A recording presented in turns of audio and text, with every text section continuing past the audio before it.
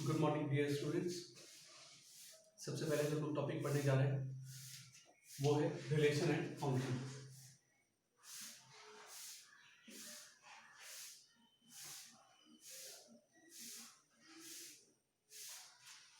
ये topic 11th class में भी है और 12th क्लास में भी है। अभी हम लोग जो पढ़ेंगे वो 11th का भी पढ़ेंगे और 12th का भी पढ़ेंगे, सारा का सारा एक साथ पढ़ेंगे। उसके बाद बच्चों एनसीईआरटी के प्रॉब्लम सॉल्व करेंगे, फिर आरडी शर्मा या किसी सिन्हा के प्रॉब्लम सॉल्व करेंगे, फिर प्रीवियस ईयर जेई के मेंस के पेपर और एडवांस के पेपर धीरे धीरे हम लोग सारे सॉल्व करेंगे। बस टेक्निक है, आप लोग कंफ्यूज मत होइएगा, बहुत सिंपल है, लॉजिक है। और मैथमेटिक्स में जितना आप लॉजिक के पीछे जाइएगा उतना जल्दी आपसे सवाल बनेगा। याद करने के पीछे कभी मत जाइएगा, क्योंकि जितना आप याद करने की कोशिश कीजिएगा आपको सवाल बनने में उतना ही दिक्कत होगा। आप कॉन्सेप्ट समझिए, बुक कोई भी हो, आपसे सवाल सारे बुक्स के बनने चाहिए, ठीक है। ये स्टार्ट करने से पहले आप लोग चैनल को लाइक कर लीजिएगा, शेयर कीजिएगा और सब्सक्राइब कीजिएगा, ठीक है। ये अभी जो हम लोग स्टार्ट करेंगे 11th का भी होगा और 12th का भी होगा। 11th में एक टॉपिक है सेट्स, रिलेशन और फंक्शन के पहले, जो अभी हम लोग उसका एक बेसिक ओवरव्यू लेंगे ताकि उसके बाद ये और ये स्टार्ट करने में आपको दिक्कत ना हो। तो सबसे पहले हम लोग स्टार्ट करते हैं सेट्स। सबसे पहला बेसिक चीज है जो 11th के भी बच्चे हैं वो भी अगर इस वीडियो को देख रहे हैं वो भी समझ सकते हैं अच्छे से। सेट्स का डेफिनेशन होता है a collection of well defined objects और function. Collection of well defined object और फंक्शन। वेल डिफाइंड मतलब उसका डेफिनेशन प्योर होना चाहिए, एग्जैक्ट होना चाहिए, ठीक है। एग्जाम्पल के तौर पे लेते हैं, एग्जाम्पल अगर लेते हैं आप, set of natural number. Set of natural number बहुतों को पता होगा, इसको हम लोग कैपिटल एन से डिनोट करते हैं और सेट को कर्ली ब्रैकेट में लिखा जाता है। नेचुरल नंबर में क्या लिखेगा, 1 कमा देके सेपरेट किया जाता है, 2 3 4 तो अनकाउंटेबल है, इसको हम बोलेंगे सेट। और इसके अंदर जो लिखा होता है बच्चों उसको बोलते हैं हम एलिमेंट्स। ये सारे जो हो गए एलिमेंट्स, इसको कमा से सेपरेट कर दिया जाता है, ठीक है। यहां तक बहुत सिंपल है, इसमें कोई दिक्कत नहीं होगा। बहुत सारा होता है, set of real number, set of whole number, बहुत सारी चीज होते हैं। इसके बाद आते हैं इसको रिप्रेजेंट कैसे किया जाता है, तो हम लोग आते हैं रिप्रेजेंटेशन ऑफ सेट्स।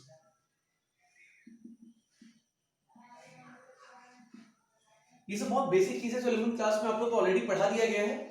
एक हल्का सा ओवरव्यू ले रहे हैं ताकि आपको रिलेशन और फंक्शन समझने में कहीं कोई खास दिक्कत ना हो। पूरा का पूरा सेट नहीं पढ़ने वाले हैं अभी, हम बस एक सेट का थोड़ा सा इंट्रोडक्शन ले रहे हैं अच्छे से, जो हमें दिक्कत ना करे रिलेशन और फंक्शन समझने में, ठीक है बच्चों। चलिए आगे बढ़ते हैं। रिप्रेजेंटेशन दो तरीका है। पहला तरीका बोलते हैं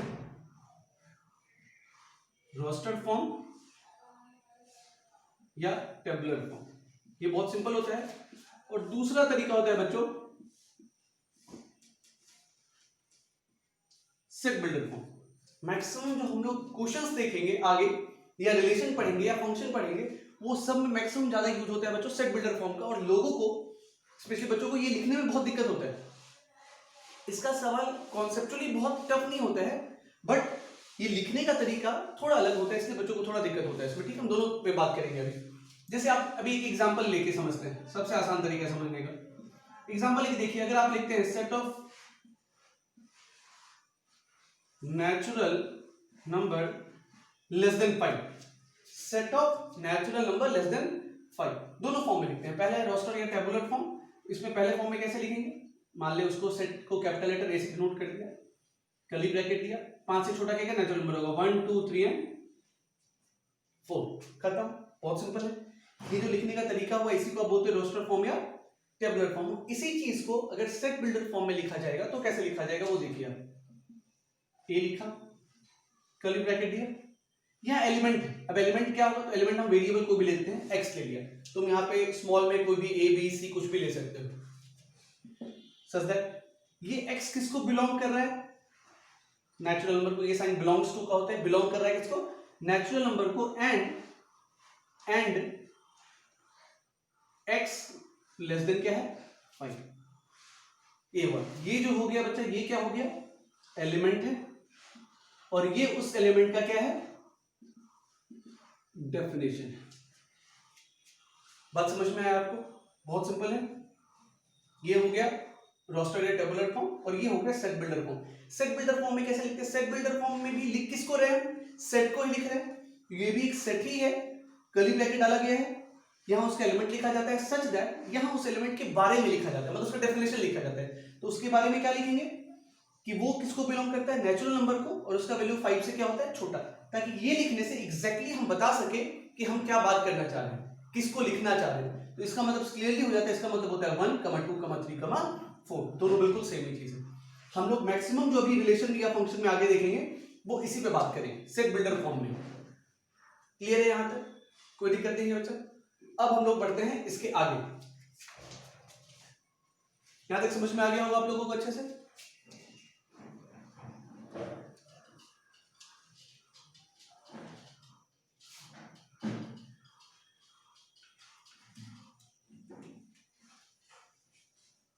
अब कुछ बेसिक टर्म्स है उस पे आते हैं। सबसे पहले है null set, void set, empty set. Null set, void set and empty set. नाम में लिखा हुआ है set which has no element, set which has no element and it is represented as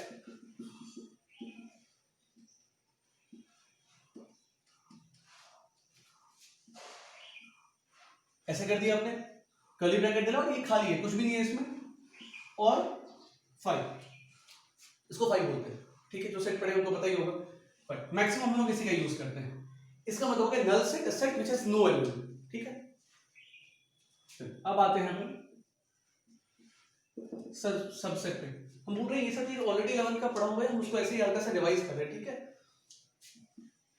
late A and B are two sets such that every element of set A is element of set B, then we say A is subset of B। एक तरह से ये समझिए subset का मतलब कि एक छोटा सेट है, मतलब अगर हम किसी के सबसेट है तो मेरे में जितना एलिमेंट होगा वो उसमें होना चाहिए, उसमें एक्स्ट्रा हो सकता है लेकिन मेरे में जितना एलिमेंट है वो उसमें होना चाहिए, तो हम उसके सबसेट हुए। समझ में आया? एक तरह से समझ लो कि सबसेट एक छोटा सा सेट है, दिए गए सेट का एक छोटा सा पार्ट है, उसका बच्चा है। ये समझ में आया? यानी A and B are two sets such that every element of A is element of B। A का सारा एलिमेंट किसका होगा? B का होगा। B में एक्स्ट्रा हो सकता है, चलेगा, लेकिन A का सारा एलिमेंट अगर B में होगा तो A किसका सबसेट होगा? B का, and it is represented as A is a subset of B। A is a subset of B, और इसको अलग लैंग्वेज में ऐसे भी कह सकते हैं, और we can say B is super set of A. इसको ऐसे लिखते हैं B super set of A की बात है। आप A is a subset of B बोलो और B super set of A बोलो, एक ही बात है, उल्टा हो जाता है बस साइन। सबसेट का मतलब आप लोगों को समझ में, ये बहुत बेसिक और बहुत इंपॉर्टेंट टर्म्स है, ठीक है? इन A का सारा एलिमेंट अगर B में होगा then we can say that A is subset of B। B में एक्स्ट्रा हो सकता है, यानी मिनिमम क्राइटेरिया क्या है कि A का सारा एलिमेंट B के इक्वल होना चाहिए। B में ज्यादा हो सकता है, यानी A का B में इक्वल होना चाहिए, ठीक है? एग्जांपल के तौर पे हम पहले समझा देते हैं आपको, या ऐसे भी कह सकते हैं कि A में ऐसा कोई एलिमेंट नहीं होना चाहिए जो B में है, ठीक है? मतलब एग्जांपल के तौर पे जैसे देखिए, हम लिखे A लिखे 1 2 और B लिखते हैं 1 2 3 4। A में क्या एलिमेंट है? 1 और 2 है। B में क्या है? 1 2 3 एंड 4 है। तो A का सारा एलिमेंट B में है या नहीं? तो इस टाइम पे अपन बोल सकते हैं A is subset of B। लेकिन अगर ये ऐसा होता, A में एक एलिमेंट ऐसा है जो A में तो है लेकिन B में नहीं, ऐसे भी बोल सकते हैं, तो A अभी B का सबसेट नहीं होगा। अभी हम बोल सकते हैं कि A is what? A subset of B. Subset का मीनिंग आपको क्लियर हो गया होगा कि ए का सारा एलिमेंट अगर बी में होगा, बी में भले ज्यादा हो उससे फर्क नहीं पड़ता है, ए बी का सबसेट होगा। या दूसरे लैंग्वेज में कोई एलिमेंट ए में ऐसा नहीं होना चाहिए जो बी में है। समझ में? ए में है लेकिन बी में नहीं है। जैसे 1 ए में है लेकिन बी में नहीं है, तो ये इसका सबसेट अभी नहीं होगा। क्लियर हो गया होगा आप लोगों को? सबसेट अच्छे से समझ में आया? अब सबसेट से एक चीज बताते हैं। इसके पहले हम लोगों ने पढ़ा था नल सेट। फाई जो होता है is always subset of any set. Phi is always subset of any set. यानी कोई भी सेट लेगा, कोई भी सेट ले लो, अगर उसके सबसेट की बात करते हैं तो फाई उसका सबसेट जरूर होगा। बात समझ में आया यहां तक? फाई नल सेट है, ये तो खाली इसमें कोई एलिमेंट ही नहीं है। तो जो हम यहां पे बात कर रहे थे कि ऐसा कोई एलिमेंट जो ए में है लेकिन बी में नहीं है, तो ए बी का सबसेट नहीं होगा। लेकिन ये तो खाली है, इसमें तो कोई एलिमेंट ही नहीं है, तो ये हर सेट का क्या होगा? सबसेट होगा। बात समझ में आया? कोई दिक्कत नहीं यहां तक? चलिए फिर आगे बढ़ते हैं।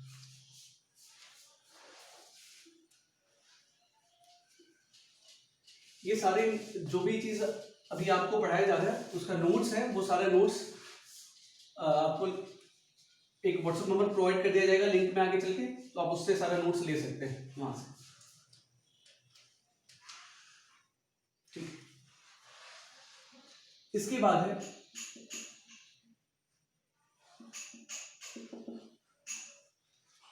Universal set.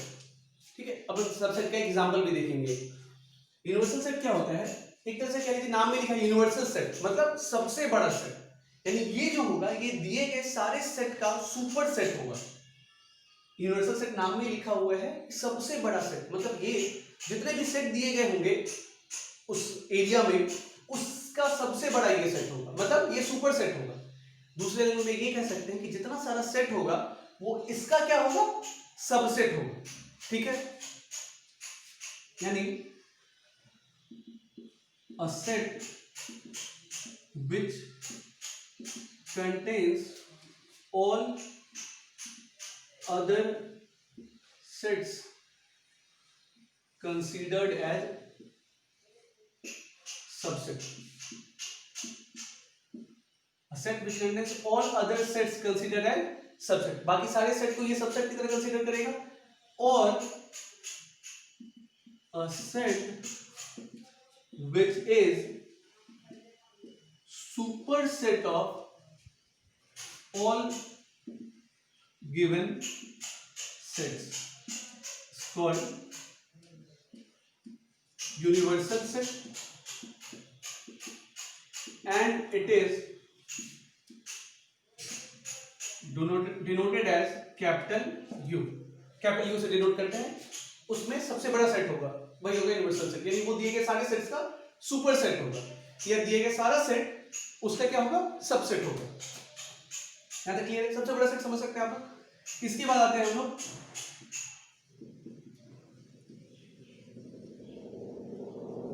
Complementary of sets. इसके बाद आते हैं कॉम्प्लीमेंट्री ऑफ सेट्स। बहुत सिंपल है। मान लेते हैं एक सेट लिए ए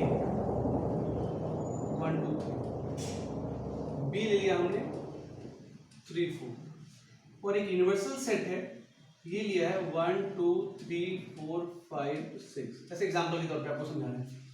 कॉम्प्लीमेंट्री ऑफ सेट्स मतलब हो गए उस सेट को छोड़ के, उस सेट को छोड़ के।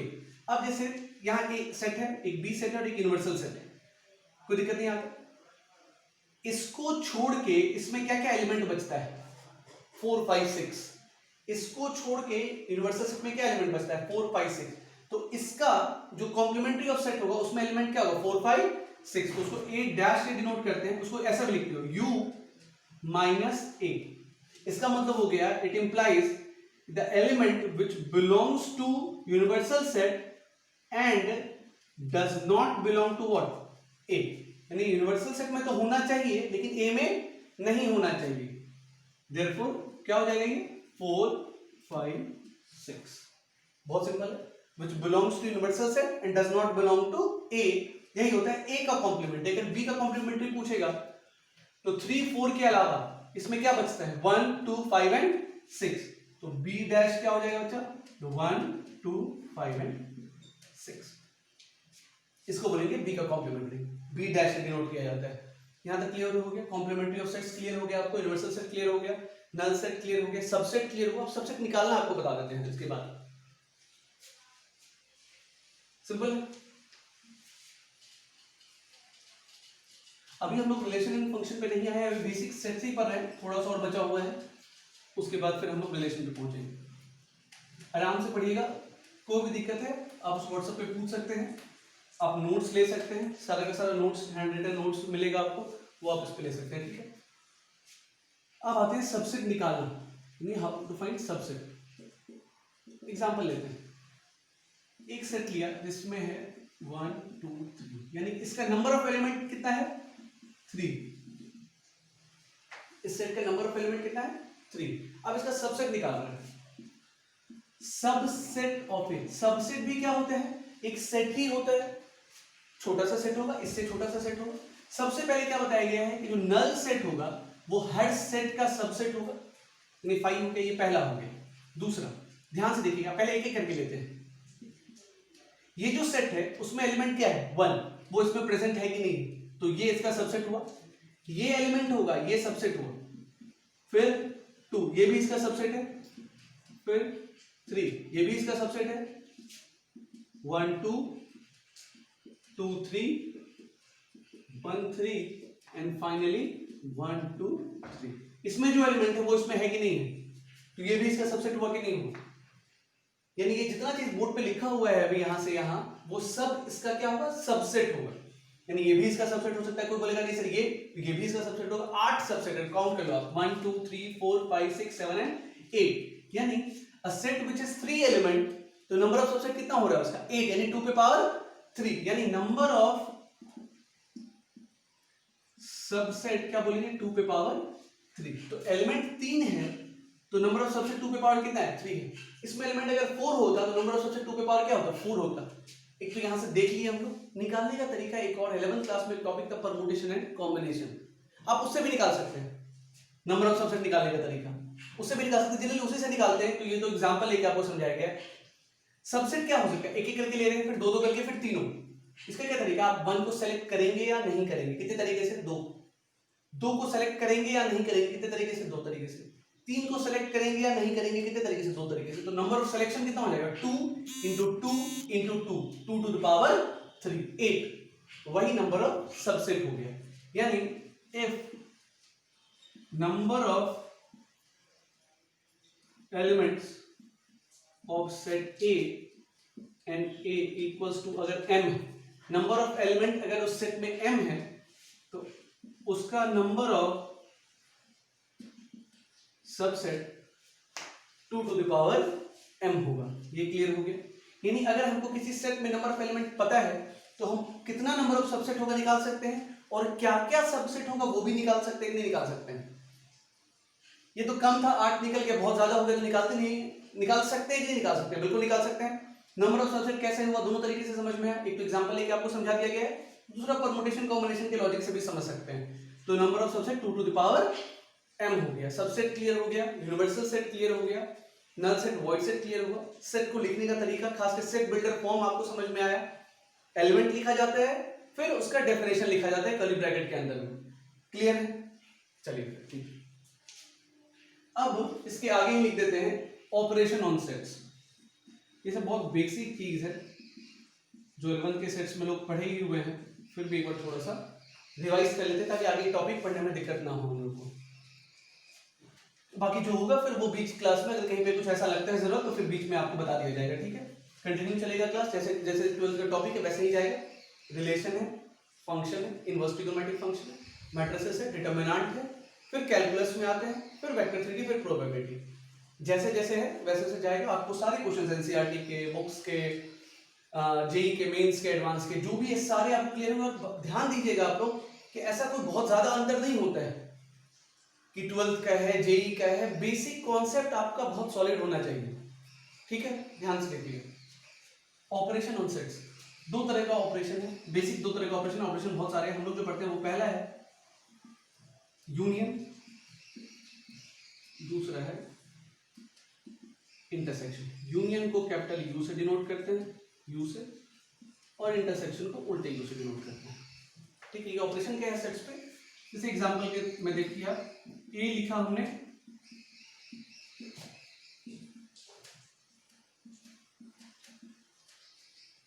एक सेट है 1 2 3, बी है 2 3 4 5। अभी ए बी का सबसेट नहीं होगा, ए में एक एलिमेंट है 1 जो बी में नहीं है, तो ए बी का भी सबसेट नहीं होगा। यूनियन का मतलब क्या होगा, कंबाइन कर देते हैं दोनों, यानी इसमें जो एलिमेंट लिखा है वो या तो ए में होना चाहिए या तो बी में। इसको और भी लिखते हैं, इसको एंड भी बहुत जगह लिखते हैं। जब कंबाइन कीजिएगा क्या लिखा है, 1 2 3 4 एंड 5, ये हो गया यूनियन ऑफ सेट्स। और अगर आप इंटरसेक्शन लिखते हो, इंटरसेक्शन मतलब क्या हो गया, इस दोनों में जो कॉमन आना चाहिए, क्या कॉमन आ रहा है, 2, ये हो गया इंटरसेक्शन, ये हो गया यूनियन। ये सब बेसिक सेट में आप लोगों को पढ़ा हुआ है, तो यहाँ तक आप लोगों को बहुत आसान लगता है जो सेट्स पढ़े हुए 11th क्लास का। ठीक है, बहुत सिंपल चीज है, इसमें कोई दिक्कत नहीं होगी। सेट के अंदर एलिमेंट कभी रिपीट नहीं होता है। जैसे आप बोलेंगे ना सर कि जब इस दोनों कंबाइन करेंगे तो 1 2 3 2 3 4 5 ऐसे नहीं लिखते हैं, तो 2 3 आपको रिपीट नहीं हो सकता है। ठीक है, एक ही बार लिखा जाता है बच्चा, ऐसे भी समझ सकते हैं आप लोग इसको। अब ये सब बेसिक चीज था सेट्स का। अब धीरे धीरे आगे हम लोग बढ़ेंगे अपने टॉपिक पे। रिलेशन पढ़ने से जस्ट पहले जो टॉपिक का यूज होता है उसको बोलते हैं हम कार्टेशियन प्रोडक्ट। कार्टेशियन प्रोडक्ट ये यहां से रिलेशन और फंक्शन दोनों में इसका यूज होता है। ये बेसिक रिलेशन का एक तरह से बहुत बेसिक यही है। इसमें क्या है, कार्टेशियन प्रोडक्ट क्या है, पहले हम डेफिनेशन लिख देते हैं, फिर आपको उसको एक्सप्लेन कर देते हैं। Let A and B are two non empty set, मतलब कुछ ना कुछ एलिमेंट रहना चाहिए, कम से कम एक एलिमेंट जरूर रहना चाहिए।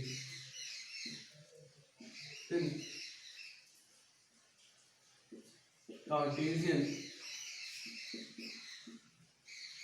Product of set A and set B, ये भी क्या होता है, ये भी क्या होता है, सेट ही होता है। ध्यान रखिए, कंफ्यूज मत होना बार बार तुम लोग। ये भी क्या होता है, सेट ही होता है, set of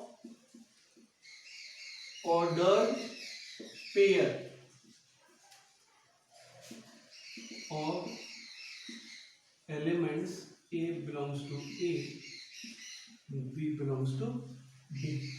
set of ordered pair, इसका मतलब ये जो सेट है उसका जो एलिमेंट्स है वो एलिमेंट किसमें होगा, पेयर में होगा, जहां पे जो पहला पेयर का पहला कंपोनेंट होगा वो किसको बिलोंग करेगा, ए को, और पेयर का दूसरा कंपोनेंट होगा वो किसको बिलोंग करेगा, सेट बी को। And it is denoted as A cross B, A cross B, या अगर आपको बी क्रॉस से निकालना है तो बी क्रॉस से भी निकाल सकते हैं। ठीक है, and denoted A cross B such that, अब इसको सेट के फॉर्म में लिखते हैं। ये सेट होता है, ये भी क्या होता है बच्चा, सेट होता है, तो उसको क्या लिखेंगे, कर्ली ब्रैकेट में लिखेंगे। सबसे पहले उसका एलिमेंट लिखते हैं, तो इसका एलिमेंट किसमें होगा, पेयर में होगा। तुम यहाँ x, y, p, q कुछ भी लिख सकते हो, a, b में, सच दैट। अब उसका डेफिनेशन लिखेंगे, a किसको बिलोंग कर रहा है, a को, एंड b किसको बिलोंग कर रहा है, b। यहाँ एलिमेंट लिखा गया, यहाँ उसका डेफिनेशन लिखा गया। इसका जो सेट बनेगा यही होगा Cartesian product of A and B. Clear है? अब हम आपको एग्जांपल से समझाते हैं, आप ध्यान से देखिएगा। ए में एलिमेंट लिखा हमने 1 2 3, और बी से लिखा है उसका एलिमेंट लिखा है ए। कार्टेशियन प्रोडक्ट ध्यान से समझिएगा, ठीक है, इसमें कंफ्यूज बिल्कुल भी नहीं होना है आप लोगों को। अगर हम एक क्रॉस में निकालना है, दो तरीके से समझाएंगे, पहले ध्यान से देखिए।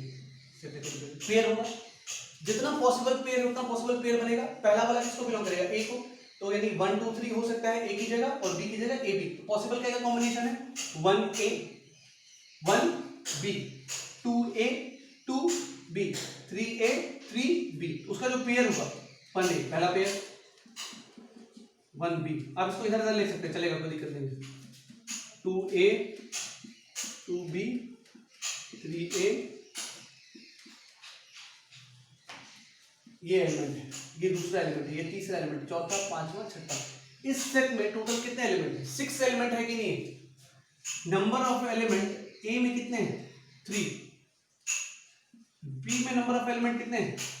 2, और ए क्रॉस बी में नंबर ऑफ एलिमेंट कितने हैं? 6, यानी 3 इंटू 2, 3 इंटू 2, 6 एलिमेंट हुए कि नहीं हुए? वेन डायग्राम से भी समझ सकते हैं आप लोग इसको, बहुतों को वेन डायग्राम से जल्दी समझ में आता है, अगर जो ऐसे कंफ्यूज होते हैं उनके लिए। यहाँ से ए लिखा गया है, यहाँ से बी लिखा गया है, इसमें लिखा 1 2 3, यहाँ लिखिए ए बी। तो 1 ए पहला पेयर, 1 बी, 2 ए 2 बी, 3 ए 3 बी, 6 हो गए कि नहीं हो गए? 3 इंटू 2। बात समझ में आया? तो आप ऐसे भी समझ सकते हैं। बी क्रॉस ए लीजिएगा तो उल्टा हो जाएगा कि नहीं हो जाएगा? वो अभी इसके बाद हम निकाल देते हैं इसी में से। ये क्लियर हो गया? कार्टेशियन प्रोडक्ट समझ में आया?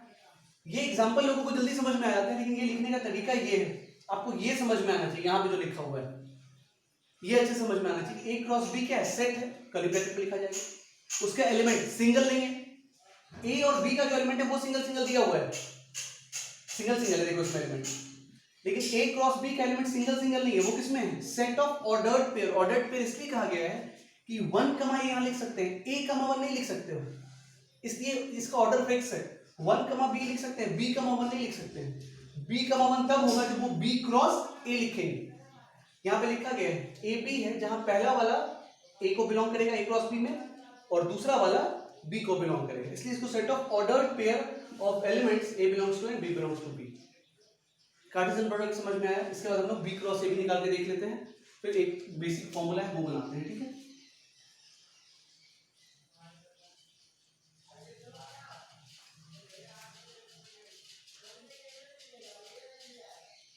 आप यही फिर से देख लीजिए। पहले हम लोग निकालते हैं बी क्रॉस ए, आराम से निकाल सकते हो। बी क्रॉस ए तो पहले इसका एलिमेंट फिर इसका एलिमेंट, तो यहां से यहां पेयर बनेगा, तो A1 A2 A3 B1 B2 B3, ऐसे लिख सकते हो। A1 A2, आप ऐसे लिख सकते हो पहले A1 B1 A2 B2 A3, ये इधर उधर लिख सकते हो, चलेगा, कोई दिक्कत नहीं है। ये थोड़ा ऑर्डर फिक्स है इसलिए हम ऐसे लिख रहे हैं। 3 B1 B2 B3, ठीक है? इसमें भी नंबर ऑफ एलिमेंट 6 ही होगा, 2 इंटू 3 6 ही हो गए। ये समझ में आया? कार्टेशियन प्रोडक्ट निकालना आपको समझ में आ गया? यानी अगर आप बात करोगे नंबर ऑफ एलिमेंट ए में m है और नंबर ऑफ एलिमेंट बी में n है, तो number of element A cross B में m इंटू n होगा। ये बात समझ में आया? m इंटू n, ये हुआ नंबर ऑफ एलिमेंट किसमें? इस सेट में, जो क्या है? a क्रॉस बी है, सेट है, और ये उसके अंदर का नंबर ऑफ एलिमेंट्स है। इस कार्टेशियन प्रोडक्ट में एलिमेंट किसमें है? पेयर में लिखा हुआ है। बात समझ में आया आप लोगों को? सेट में जो एलिमेंट्स है वो किसमें है? पेयर में लिखा हुआ है। क्लियर हो गया आप लोगों को? ऑर्डर्ड पेयर है, 1 कमा ए लिख सकते हैं, ए कमा 1 नहीं हो सकता है। चलिए ठीक है,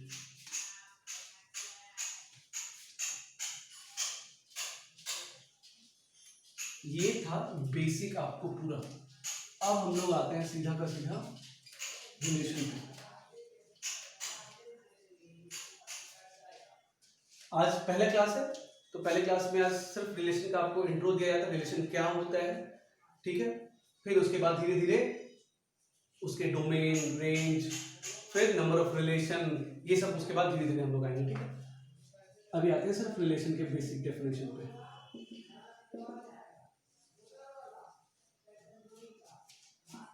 Let A and B are two non-empty sets. Let A and B are two non-empty sets. Then relation from A to B is defined as subset of A cross B. That is, R is a subset of A cross B. यानी अगर A और B दो set है, relation एक set से दूसरे set के बीच में हुआ, एक एलिमेंट से दूसरे एलिमेंट के बीच में होता है, सेट के अंदर ही एलिमेंट होते हैं। A and B are two non empty set, क्योंकि अगर एक भी सेट खाली होगा तो उसका कार्टेशियन प्रोडक्ट क्या होगा, खाली हो जाएगा, 5 होगा। A and B are two non-empty sets. Then relation from A to B, B to A नहीं बोल रहे हैं, A to B is defined as subset of A cross B. That is R is a subset of A cross B. अब A cross B अभी आपको निकालना बताया गया, ये क्या होता है बच्चा, बगल में लिख सकते हैं आप, ये क्या है, Cartesian product of A and B। क्या लिखा हुआ है, Cartesian product of A and B। इसका मतलब A क्रॉस B आप निकाल सकते हैं, उसका जो सबसेट होगा, तो जितना सारा उसका सबसेट होगा वो सब क्या कहलाएगा, रिलेशन कहलाएगा। तो मान ले A में अगर 3 एलिमेंट है, B में 2 एलिमेंट है, तो A क्रॉस B में कितने एलिमेंट हो गए, 6 एलिमेंट हो गए। तो A क्रॉस B का सबसेट अब कितना होगा, A क्रॉस B में एलिमेंट 6 है, तो A क्रॉस B भी एक सेट है, एक सेट जिसमें एलिमेंट 6 है, तो उसका सबसेट कितना होगा, अभी बताया आपको 2 पे पावर 6, जितना एलिमेंट होगा 2 पे पावर उतना ही सबसेट होता है, 2 पे पावर 6 नंबर ऑफ सबसेट हुआ, यानी रिलेशन भी कितना होगा, 2 पे पावर 6 तरह का रिलेशन बनेगा कि नहीं बनेगा। इसको हम लोग ऐसे भी लिखते हैं बच्चा, that is A B, A cross B का जो सेट होगा उसका एलिमेंट किस में होगा, पेयर में होगा। A B belongs to R, it implies, ऐसे भी लिखा जाता है, यहां एलिमेंट है A B belongs to R, double implies A related to B, दोनों एक ही बात। अभी आपको एग्जाम्पल पे समझा दिया जाएगा कि जो भी इसका एलिमेंट है वो पेयर में होगा कि नहीं होगा, तो उसी के एलिमेंट की बात कर रहे हैं, और वो एलिमेंट किसको बिलोंग करेगा, रिलेशन को बिलोंग करेगा, ए इज रिलेटेड टू बी, ऐसा लिख सकते हैं, दोनों एक ही चीज है। यहां पे लिख देते हैं A is R related to B, आप ऐसा लिखो या आप ऐसा लिखो, बोथ आर सेम थिंग, ठीक है। और एक चीज बता देते हैं, if A equals to B हो जाए, ए इक्वल्स टू क्या हो जाए, बी हो जाए, दोनों सेम ही हो जाए, then R is relation on क्या कहलाएगा, ए। फ्रॉम ए टू ए भी लिखते हैं, और R is relation on A लिखाएगा, that is at the time R is a subset of क्या होगा बच्चा, A cross A, R is a subset of A cross A, यानी किस पे रिलेशन की बात कर रहे हैं, ए पे रिलेशन की बात कर रहे हैं, ए से बी बात करेंगे, दो अलग अलग सेट की बात कर रहे हैं, तो आप ऐसा लिख सकते हैं R is a subset of A cross B. अगर उसी सेट की बात कर रहे हैं तो ये लिखाते हैं R is relation on A, यानी R is a subset of what, A cross A. अब देखिए एग्जांपल के तौर पे आपको दिखाते हैं एकदम, आप एक सेट ले लिया आपने 1 2 3, ठीक है, पहले हम दोनों लेके आपको बताते हैं, सबसे पहले ये लेके बताते हैं, दो अलग अलग रहेगा, तो बी लिया हमने, ए, अभी ए क्रॉस बी निकाला गया है, क्या क्या एलिमेंट होगा, 1 ए 1 बी 2 बी 3 ए 3, ये निकाले। इसमें 3 एलिमेंट, इसमें 2 एलिमेंट, तो ए क्रॉस बी में टोटल कितना एलिमेंट है, 6 एलिमेंट है, पेयर में है सारा एलिमेंट। अब नंबर ऑफ एलिमेंट यानी number of element of A cross B कितना है, 6, देन नंबर ऑफ, अपने को किससे मतलब है, सबसेट से,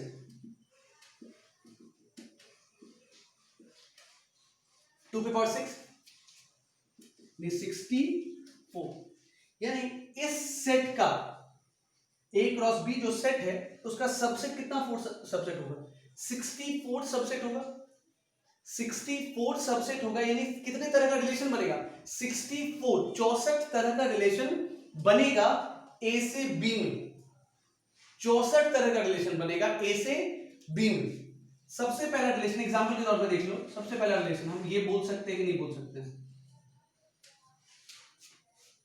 ये जो एलिमेंट है ये ए क्रॉस बी में है, यानी ये इसका सबसेट हुआ, तो ये भी एक तरह का रिलेशन हुआ कि नहीं हुआ,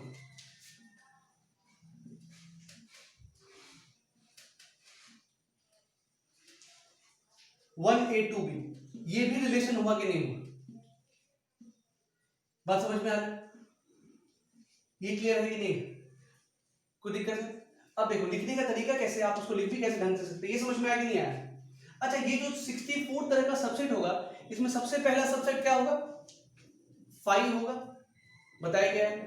उस तो 5 भी रिलेशन के अंदर आएगा, जितना सबसेट उतना ही रिलेशन, 64 तरह का रिलेशन बना। तो सबसे पहला सबसेट है 5, उस रिलेशन को बोलते हैं जो नाम था उसका, नल रिलेशन, वॉइड रिलेशन या एम्प्टी रिलेशन, ठीक है। और आखिरी सबसेट क्या होगा? ये खुद होगा। आखिरी सबसेट क्या होगा? ये खुद होगा, जिसमें पूरा का पूरा एलिमेंट लिखाएगा, उसको बोलते हैं यूनिवर्सल रिलेशन। पहला सबसेट 5, वो उसको बोलेंगे हम नल रिलेशन, वॉइड रिलेशन, और आखिरी सबसेट ये खुद, जिसको बोलते हैं यूनिवर्सल रिलेशन। यहां तक समझ में आया? रिलेशन लिखने का स्टैंडर्ड फॉर्म देखिए क्या है।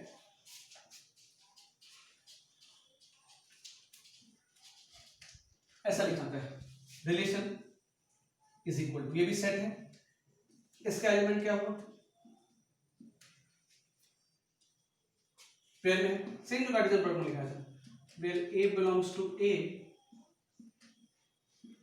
and B belongs to B और not, जहां A किसको बिलोंग करेगा? A, और B किसको बिलोंग करेगा?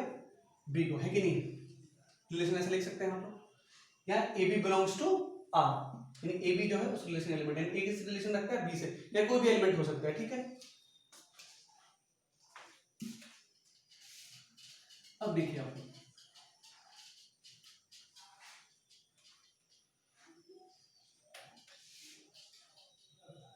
अब अगर रिलेशन ऑन ए की बात करते हैं, अब हम बात कर रहे हैं रिलेशन ऑन ए। ए जो सेट है यहां पे अभी क्या था आपका? 1 2 3 था, 1 2 3 था। तो रिलेशन ऑन ए है, इसका मतलब R is a subset of what? A cross A होगा। ए से बी होता तो R is a subset of A cross B होता। रिलेशन ऑन ए है तो R is a subset of क्या होगा? ए क्रॉस ए होगा। सबसे पहले ए क्रॉस ए निकालते हैं, ए क्रॉस ए, इसका मतलब क्या होगा? ए ए 1 2 3 1 2 3, क्या क्या होगा समझ में आ रहा है? 1 1 1 2 1 3 2 1 2 2 2 3 3 1 3 2 3 3। तो ए क्रॉस ए में क्या लिखाएगा? 1 1 1 2 1 3 2 1 2 2 2 3 एंड 3 1 3 2 3 3। ए क्रॉस ए लिखा है, इसमें 3 एलिमेंट है, तो ए क्रॉस ए में कितना एलिमेंट है? 9 एलिमेंट हुआ कि नहीं हुआ? यानी number of element A cross ए कितना हुआ? 9 हुआ। तो नंबर ऑफ सबसेट, और जितना नंबर ऑफ सबसेट होगा उतना ही क्या होगा? नंबर ऑफ रिलेशन होगा। रिलेशन क्या है? It is a subset of A cross B, और in this case it is subset of A cross A. Number of relation on A कितना होगा? 2 पे पावर कितना हुआ? 9 हुआ कि नहीं हुआ? 2 पे पावर 9 हुआ। बात समझ में आ गई कैसे हुआ आप लोगों को अच्छे से? अब देखिए, सबसे पहला कोई भी रिलेशन इसमें लिख लो आप, R1 एक हम लिख सकते हैं। सबसे पहले क्या लिख सकते हैं? 5। इसको कौन सा रिलेशन बोलते हैं? नल रिलेशन, वॉइड रिलेशन या एम्प्टी रिलेशन। सबसे पहला सबसेट यही होता है। 2 पे पावर 9 है, तो आप कोई भी ले सकते हो। आप देख लो 1 2 2 3 ले सकते हैं कि नहीं ले सकते हैं? कितना सारा ले सकते हैं? 2 पे पावर 9 ले सकते हैं। हमने तो फिलहाल कितना लिया है? बस 2 ही लिया है। जो भी लेंगे वो इसका क्या होना? सबसेट होना चाहिए, यानी इसमें जो एलिमेंट है वो इसमें जरूर रहना चाहिए। तो इतना तरह का रिलेशन हुआ। इसका मतलब अभी देखो 1 का रिलेशन किसके साथ है? 2, और 2 का रिलेशन किसके साथ है? 3 के साथ। यानी 1 2 also belongs to this relation and 2 3 also belongs to this relation. वही स्टार्टिंग में लिखा गया था, a b belongs to relation. ये आप लोगों को समझ में आया अच्छे से? क्लियर है यहां तक? कोई दिक्कत नहीं है? ये हुआ बेसिक रिलेशन। एक बार हम ओवरव्यू आपको दे देते हैं दोबारा से। कार्टेशियन प्रोडक्ट बता दिया गया बहुत अच्छे से, a का b के साथ, a का a के साथ भी ले सकते हैं। तो रिलेशन जो होता है वो होता है it is a subset of a cross b if I am talking about relation from a to b। अगर हम बात करते हैं रिलेशन ऑन a की या रिलेशन ऑन b की, तो इसका मतलब होता है r is a subset of a cross a, और रिलेशन ऑन b की बात करेंगे तो r is a subset of b cross b। यानी जो भी कार्टेशियन प्रोडक्ट है उसका जितना सबसेट होगा उतने तरह का रिलेशन हो सकता है। ये बात समझ में आया? अब इसके जो नेक्स्ट क्लास है उसमें हम लोग और थोड़ा डीप जाएंगे रिलेशन में, क्या होता है, क्या उसका डोमेन होता है, क्या रेंज होता है, नंबर ऑफ रिलेशन अभी आपको बता दिया गया है, नंबर ऑफ रिलेशन कैसे निकालते हैं। फिर उसके बाद जाएंगे टाइप्स ऑफ रिलेशन पे जाएंगे, कितने कितने तरह का रिलेशन होता है। ठीक है, तो प्लीज आप लोग चैनल को लाइक करें, शेयर करें, सब्सक्राइब करें, फिर नेक्स्ट क्लास में हम लोग आगे बढ़ेंगे। ठीक है, थैंक यू सो मच।